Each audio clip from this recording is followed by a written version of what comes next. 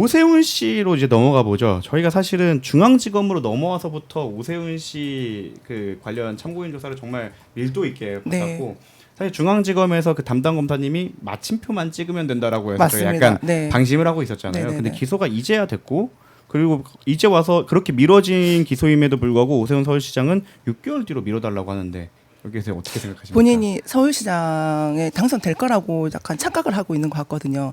제가 만약에 오세훈 시장이라 하면 기소가 됐을 때 제 같으면은 그 시장직을 내려놓던지 출마 불출마 선언을 하고 그 재판에 임하겠습니다라고 얘기를 해야 되는 게 맞다라고 생각합니다.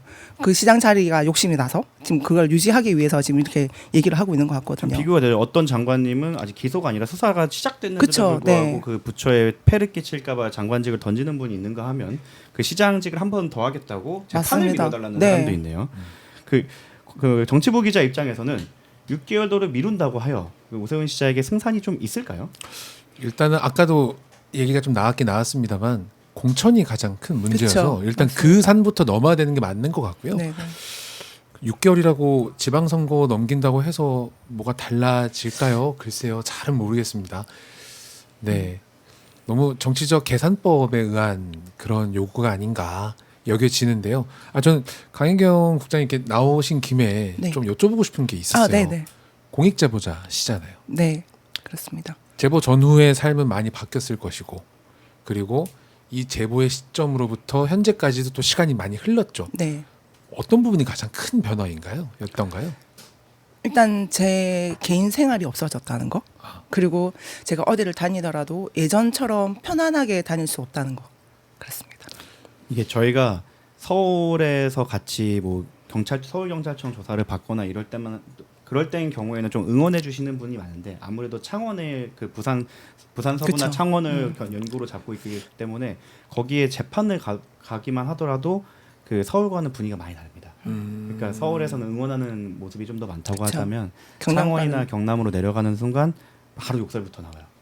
예, 그러니까 그게 명태균 씨 관련인이라서 그런 게 아니고 그게 김영선 씨 관련이라 그쵸. 그런 게 아니라 정치 저희가 성향. 같이 그냥 뭘 먹고 있을 때만 하더라도 막 이렇게 모욕이 날라오거나 욕설이 날라오는 경우도 많아서 아마 그 부분이 제일 힘들 거고 지금 그래서 이제 일을 하실 때도 굉장히 좀 불편함이 많았다고 네, 그렇습니다. 예, 알아보시는 분도 너무 많고 그래서 우리 다시 조사하던 시기로 좀 다시 돌아가서 좀 얘기를 해보자면 저희가 사실 지금까지 언급되지 않았던 정치인분들에 대해서 네, 많이 얘기가 오고 갔지 않았습니까? 그쵸. 거기- 재판 그 조사 받을 때 이제 그 PK, TK 지역 특히나 거의 대부분 이제 정치인들이 많은데 저 이제 암호화 장부를 풀면서 그분들의 이름을 다 얘기를 했었고 뭐 때문에 이제 비용을 받았다 다 진술을 했었는데 아예 조사 자체가 이루어지지 않았습니다. 거기서 좀 수도비 돼 있고요. 그 지금 내년 지방선거 관련해서 그분들이 다시 출마를 한다라고 지금 출마 선언을 하고 있고 이제 보도가 되고 있어요. 창원시장이라든지 뭐 포항시장, 경주시장, 뭐 경남도지사 등등등 해서 제일 큰 분을 빠뜨리고 가시네. 서울시장 또 말고 그 어떤 다음 분들? 도시도 있지 않습니까? 부산? 경기도 있고 부산도 있고 네, 부산도 그쵸. 있었죠. 네, 네. 너무 많아서 네, 부산을 빠뜨리면 안 되죠. 맞습니다. 너무 많아서 지금 네. 그분들 이제 게이트 그러니까 그것도 명태균의 게이트에 속해 있거든요. 그것도 최종적으로 저는 마무리를 찍을 겁니다. 그 특히 부산시장, 뭐 서울시장도 마찬가지고 네. 거기에 비공표 여론조사가 꽤 진행된 걸로 알고 맞습니다. 있는데 네. 막 거기에 대해서도 어느 정도 마사지가 들어간 것도 사실이죠. 네, 사실이고 지금 그 부산시장과 관련해서 그분이 저를 명예훼손으로 고소를 2건을 하셨어요. 그래서 저는 일단 지금 조사를 마친 상태인데 지금 그 경찰서에서도 지금 특검 이 진행 상황을 봐서 다시 더 추가로 진행을 하겠다라는 얘기를 해주셔가지고 허위 사실로 그 고소를 허위 했죠. 사실 명예훼손으로. 근데 네, 문제는 뭐냐면 데이터가 남아 있지 않습니까? 그렇습니다. 네. 여론조사 데이터가 있고 조사 전후의 데이터가 남아 있는 상황인 네, 거죠. 네, 네. 또 오세훈 씨 또 경선 아까 얘기를 하셔서 그 부분도 말씀을 드려야 되는데 이걸 꼭 집어다네. 이거는 오마이에서 처음 얘기하는 거다라고 그런 것들이 있으면 꼭 말씀해 달라는데 제가 아마 처음은 아닐 거예요. 하지만 이렇게 집중적으로 말씀할 수 있는 기회는 없었기 때문에 없었습니다. 좀 네. 그 경선 관련해서 좀 물어보겠습니다. 나경원과 네. 오세훈 씨의 경선 초반 데이터 저희 같이 뜯어보지 않았습니까? 네, 그렇죠. 초반에는 누가 유리했었죠? 나경원 씨죠. 나경원 씨가 유리했었고 공표 조사에서 나경원 씨가 그러니까 가상 대결로 했을 때 오세훈과 나경원 대결에서 나경원 씨가 이겼습니다. 오차범위 밖 아니었나요? 네, 그렇죠. 근데 이거를 공표를 미뤄달라, 공표를 묻어라 해서 늦게 발표됐던 건이 있습니다. 공표 여론조사도 그 여론조사도 시기를 미뤘던 게 있고 적이 하나 있더라고요. 그리고 네. 비공표를 마사지를 하면서 제가 그때 고뇌를 많이 느꼈던 게 나경원이 계속 이기고 있어서 오세훈이 이기는 결과를 만들어야 되기 때문에 그 세부 수치 데이터를 되게 디테일하게 만져야 돼요. 그래서 굉장히 고생했던 걸로 기억하는 거 맞습니다. 맞죠? 그러니까 지지를 그러니까 올리기 위해서 그냥 숫자로만 이렇게 하는 게 아니라 원 데이터에 손을 대야 되기 때문에 명태균 씨는 이 원 데이터 손을 대는 걸 보정이라 하는데 보정이 아니라 그 조작이거든요. 없는 그 답변을 데이터를 만들어서 그리기 형식으로 이제 복붙 이렇게 붙이기 해서 뭐 20대, 30대 그 지역 연령에 맞춰 가지고 그 작업을 해야 되기 때문에 손도 많이 가고 시간도 많이 갑니다. 왜냐하면 없는 데이터 뭐가 넣으면 모수가 커지고 그런 퍼센트가 막 바뀌기 때문에 그쵸. 그거를 하나하나 한 땀 한 땀 숫자를 어떻게 보면 왜곡을 해야 그리고 또 갑자기 오세훈 시장이 이렇게 지고 있는 공표 여론조사가 있는데 갑자기 오세훈이 이렇게 치고 나가면 안 되기 때문에 또 그 흐름도 흐름도 만들어야 맞춰야 되고. 되고. 갑자기 그렇죠. 튀면 안 되니까. 네, 그쵸. 갑자기 튀면 네네. 안 되니까 그거를 하는 과정을 봤었는데 오세훈 시장이 생각보다 자기는 마치 자기가 처음부터 이기고 있었기 때문에 그런 여론 조작이 필요 없었다고 하지만 그 데이터는 지고 있었습니다. 계속 지고 있었고 나경원 씨가 계속 이기고 있는 상황이었고 만약에 명태균이라는 사람이 없었다 하면 아마 나경원 씨가 아마 서울시장이 됐을 가능성도 있습니다. 적어도 그래서. 국민의힘의 대표로는 그쵸. 나경원 네네네. 씨가 나와서 그쵸, 확률이 그쵸. 매우 네. 높죠. 경선에서 성공돼서 했을 수도 있고 그렇습니다. 그러니까 어떻게 보면 피해자죠 나경원 씨는. 나경원 씨는 사실 명태균 게이트의 가장 큰 피해자인 게 그 이번 서울시장 때뿐만 아니라 그렇죠. 많은 부분에서 그 피 조작을 당한 사람이었는데 예, 그 세상이 이렇게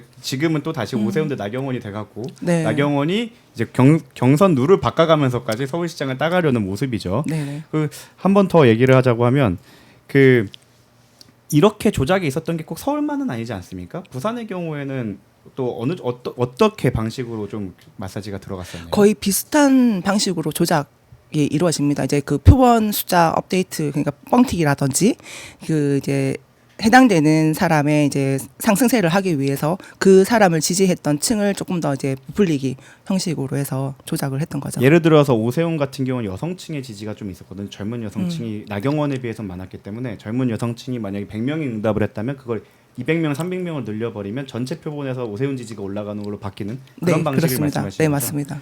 저희가 이 데이터를 그 명태균 씨 같은 경우에 사실 컴퓨터 조작이나 이런 게 능숙하지 않으시잖아요. 엑셀 작업이 서투르고 잘 할 네. 줄 모르세요. 그렇기 때문에 그냥 몇 퍼센트를 올려라라고 숫자만 그렇죠. 구두로 이렇게. 예, 그쵸. 그것도 이제 네네네. 통화 녹음만 있을 뿐이지만 저희는 그 데이터를 다 갖고 있거든요. 그래서 오세훈 씨가 모르는 그런 과정들, 명태균 네. 씨와 오세훈 씨가 모르는 과정들이 디테일하게 다 알고 있고 그 부분이 다 특검에서 이미 진술이 되어 있기 때문에 아마 재판에 가면은 그러한 과정들이 좀 적나라하게 드러나지 않을까 싶고 오세훈 씨는 또 미래한국연구소와 자기는 관련 없다는 식으로 얘기하지만 그 당선 날 서울에 오셨었죠? 네, 서울에 그 오세훈 씨 캠프에 찾아갔었고 제가 또 오세훈 씨를 또 직접 만났습니다. 그러니까 긴 대화는 아니었지만 이제 인사 정도까지는 하고 헤어졌던 날이었거든요. 이게 저도 정확하게 기억을 합니다. 그때 김한정 씨를 저도 처음 계속 그러니까 유선으로 통화를 하다가 처음 대면했던 자리였고 오세훈이라는 사람도 처음 봤던 자리라 정확하게 저는 기억을 하고 있거든요.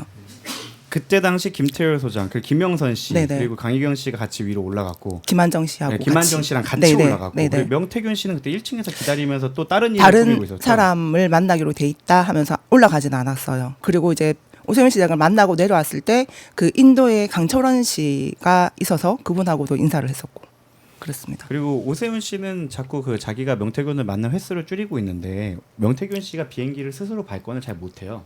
그래서 그 발권 담당자거든요. 그렇죠. 그 기록도 다 가지고 있고 그 자료도 특검에 다 제출을 했었습니다. 그러니까 그 시기에. 비행기부터 시작해서 KTX 몇 번은 김태열 씨가 운전해서 올라갔던 그 기록들을 다 다 갖고 갖고 있죠. 있어. 네. 또 그분들이 창원에서 올라가기 때문에 그 운전하는 게 힘들어서 그런지 꼭 그 휴게소를 들리더라고요. 맞습니다. 그러면서 강희경 씨 계좌를 꼭 써요. 카드를 제가 이거 명태균 씨가 카드라든지 은행 거래가 안 돼서 제 카드를 전달했었거든요. 그래서 그 서울에 올라갈 때마다 제 카드 사용했던 내역이 있습니다. 그래서 그 동선을 추적을 하더라도 그 명태균 씨가 오세훈 씨를 만나러 갔던 날짜 그쵸. 그리고 위치 그런 것들이 다 특정되고 있는 상황입니다. 맞습니다. 네네. 네. 그러니까 아직 오세훈 씨 같은 경우에는 열람 등사가 완료가 안 됐을 수도 있어요. 수사기관이 어떻게 수사했는지를 모르고 있기 때문에 그러니까 뭐 나는 몰랐다라는 식으로 잘라내면 이길 수 있겠지라는 생각을 하실 수도 있겠지만 생각보다 디테일하게 디테일하다.